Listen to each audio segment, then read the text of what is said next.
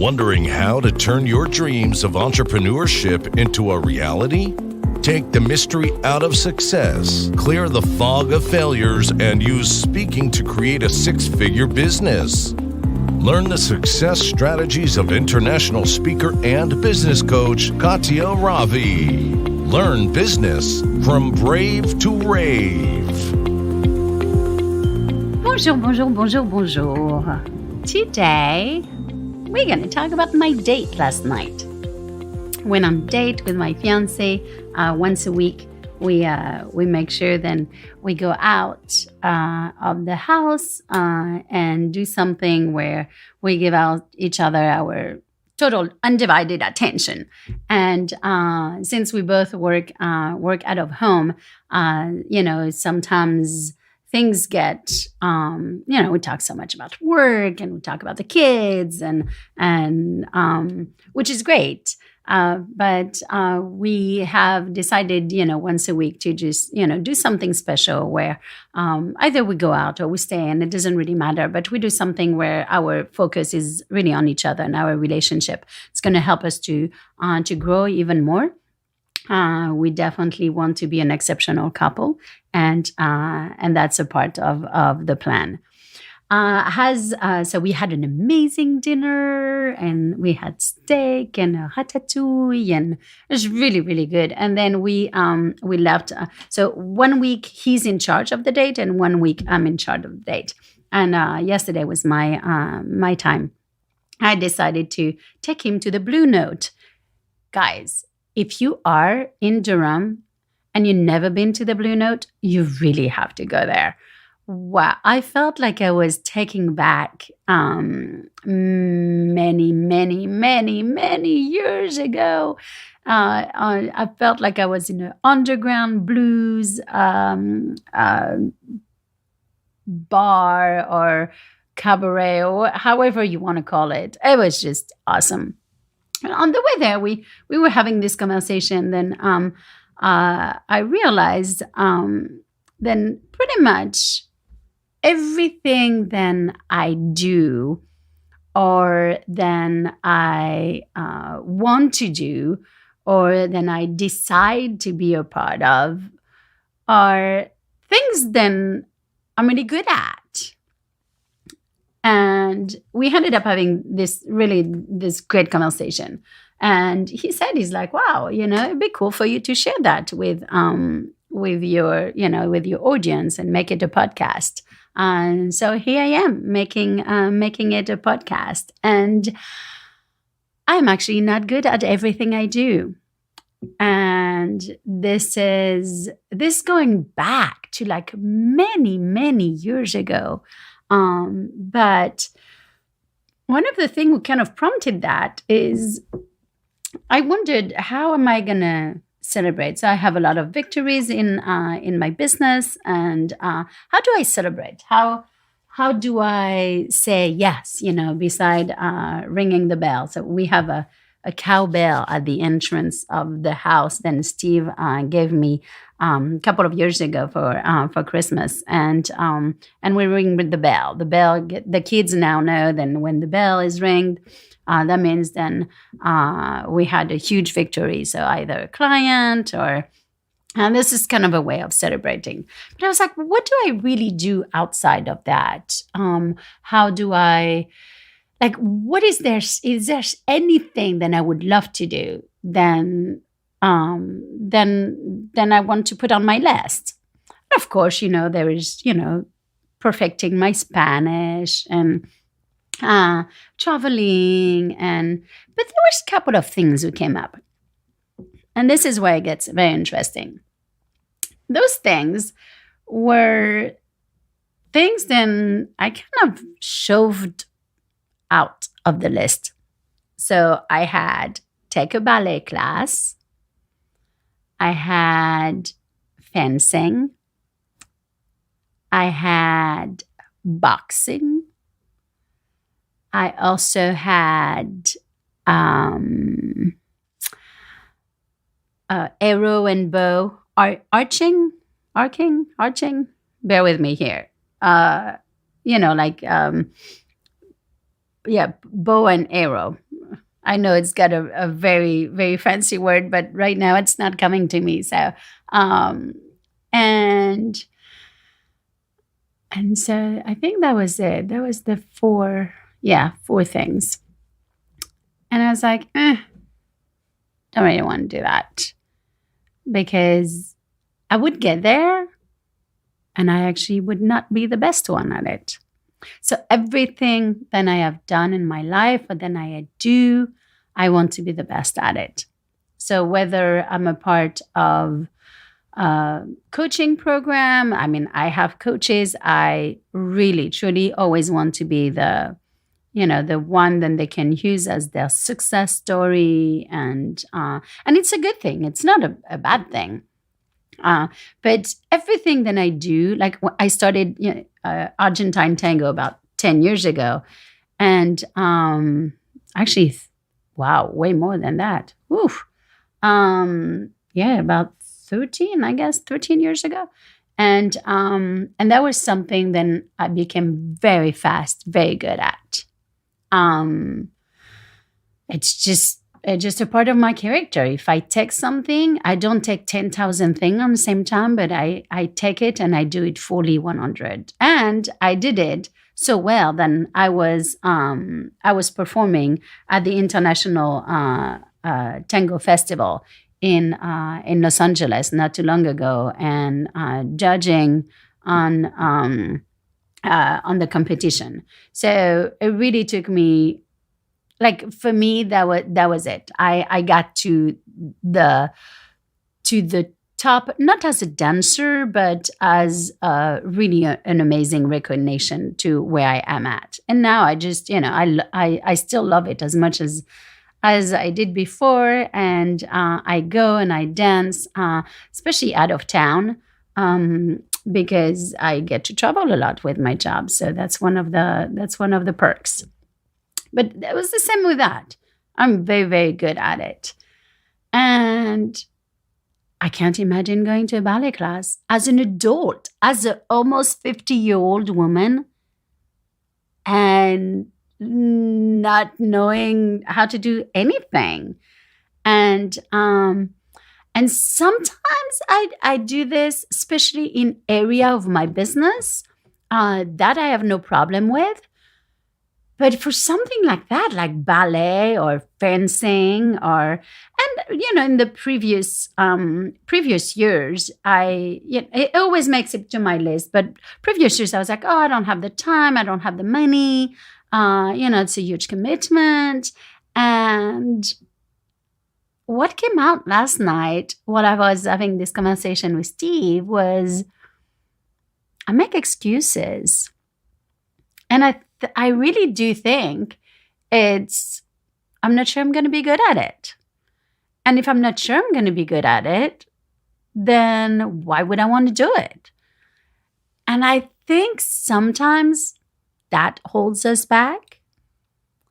When I look at these 4 things, I'm like, oh my gosh. So I did some boxes. I had bought a punching bag, and I had my gloves, and I did it, for a while. But I didn't want to do it like a fight, like inside of a ring, where going somewhere where it smells, and I don't know. There's just something really that was always appealing. I think since I watched Rocky when I was a young kid. I can remember him calling, Adrienne, in the movie, and maybe it comes from that.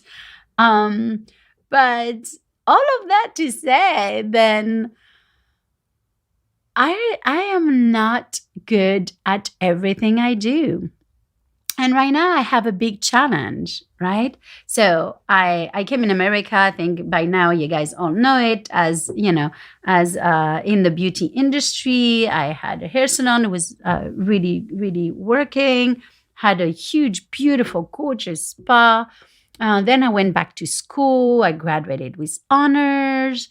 And I get recognition pretty much, really, to everything I do, from school to dancing or to my business. And This year is going to be a very challenging year in that matter, which ties back to why I'm realizing now then this is kind of what has been holding me back is so the podcast was pretty easy to set up. I mean, I had obviously to, to know a couple of things, and that wasn't too bad. And I do, I think you guys know I have an assistant, so and I have someone who does all of my broadcasting, and publishing. So the podcast was pretty easy. However, I have a book coming out, and I love and adore writing. However, if we are going to be honest here, in English, I am not a great writer. Not that my thoughts are not great, not that what comes on the paper or on the computer is not great, but the grammar is a huge holdback, and I get very frustrated. I get extremely frustrated. The word corrects pretty much my spelling, right? The grammar, it's a little bit different. And I know you can have Grammarly and all of these apps who makes your life easier, which I'm very grateful to have, but it's not the same. There is a lot of things that it doesn't catch. And you guys hear it. I basically write the way I speak. I'm pretty eloquent. Obviously, I am a keynote speaker, so I can get on stage and people understand me. But there is those tiny little mistakes that I make. Then in an audience, people are going to think it's charming. Oh, it's the French accent. It's the French je ne sais quoi. And all of these great things. In a book, there's absolutely no forgiveness for that. And this is something that's who's holding me back. I have all these great thoughts. I want to put them on paper. I want to put them on my computer. And this morning was a perfect example. I woke up, I like to wake up super early, and I got out very quietly out of bed and went and had my devotional and had my time with God like I do every morning, and then wrote my affirmations and what I'm grateful for, and then decided to write. I had so many ideas and so many things that I want to include in the book, and I just got stopped. I can tell you, I wrote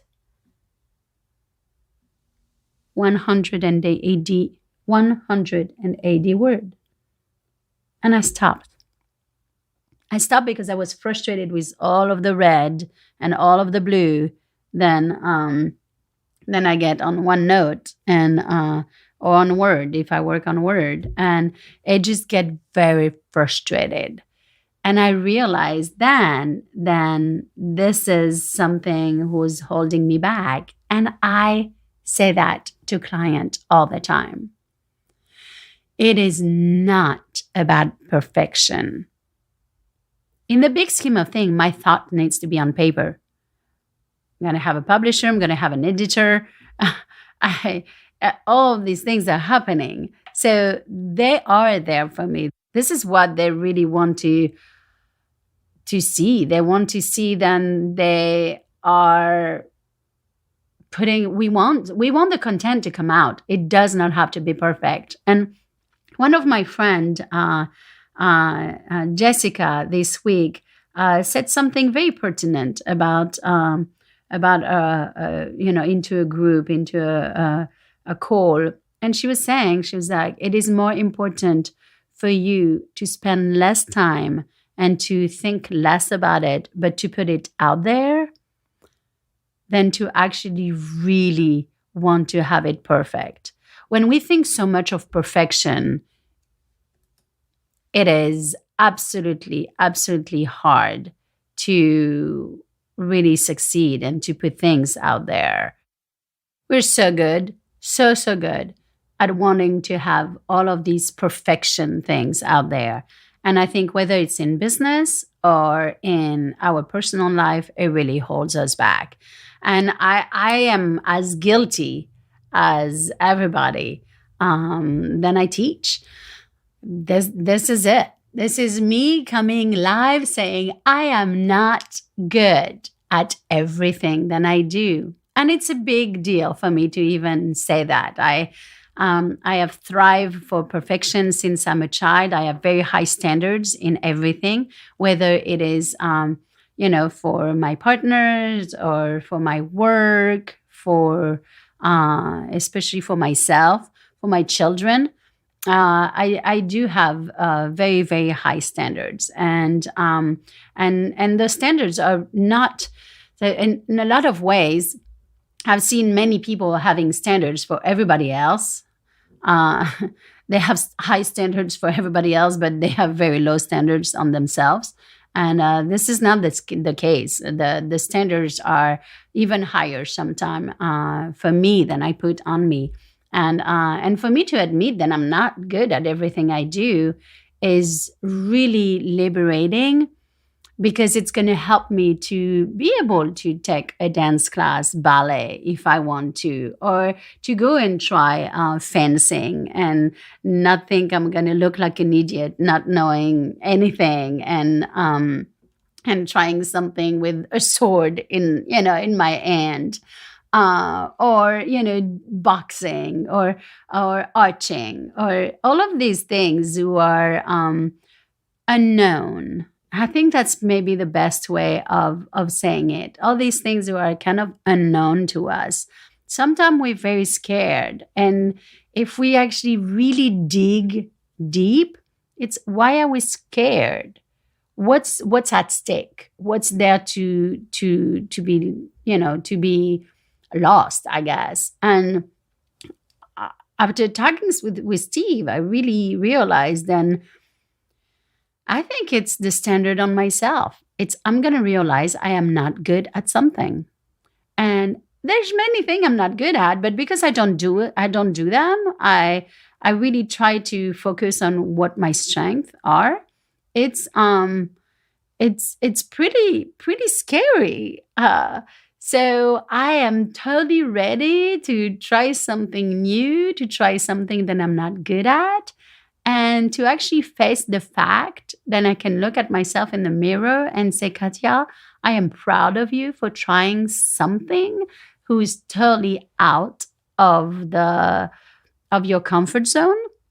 And that's kind of that. So I'm actually really excited. I will, of course, I tell clients this all the time. You have to go get out there. You are not good at everything. It's impossible. But then, if I really looked at myself in the mirror in this one, for the business, I try many, many things all the time. But in my personal life, not very much. And it really goes back to childhood, where I really wanted to be the best for my parents. I wanted to please them. My parents were very successful, and I wanted to be as good at them. I wanted them to be proud of me. All of these wonderful, wonderful things make it. Then now it's also hurting me a little bit, because I don't try anything. So I'm very excited about this decision then to come out and to say that, hey, I am not good at everything. But also, one of the things that I realize is my kids, of course, they know I'm not perfect. That's for sure. But sometimes, I know that I had discussion. And they're like, well, of course, because this is so easy for you. And this is so easy, because they don't see me failing at too many things. And I think it'll be fun and interesting also to bring that side of me. So 2020 is going to be a year where, of course, yes, the book is coming out. That's the big thing. I also am implementing some group. So I will have some group coaching this year than I have not done before. I've done some better, but I had one the past year in 2019. And so I am ready to take that full force. So that also is going to be fun for the business and trying something new. But I will keep you guys updated. And please, please, please, this is something I really want to emphasize. It is okay to not be good at everything. And for some reason, as women, I would say even more than men, we just want to be perfect at everything. And if we can't, then we just shove what we're not good at on the side. And maybe I'm going to love ballet and I'm going to suck at it. Maybe I'm going to be awful. And I want to be able to have something like that where as long as if I'm enjoying it, why not do this? So I look forward to keep you guys updated on this. I have no clue which one I will choose. But I can tell you I will not choose running because I'm very good at running. I will not take on another triathlon. I have taken on many. And I was the most that I did was an Olympic size. And I loved it. So I love biking. I love running. I love walking. I love exercising. I love 10Ks. I did a half marathon. So I have a tendency to stay in my area of knowledge. But this year, I will totally do something completely different. Again, no clue what that would be yet. I've not made my choice, but I will research it. And I challenge you to go ahead and do something. Do something that you're not good at, then you can see yourself having fun at.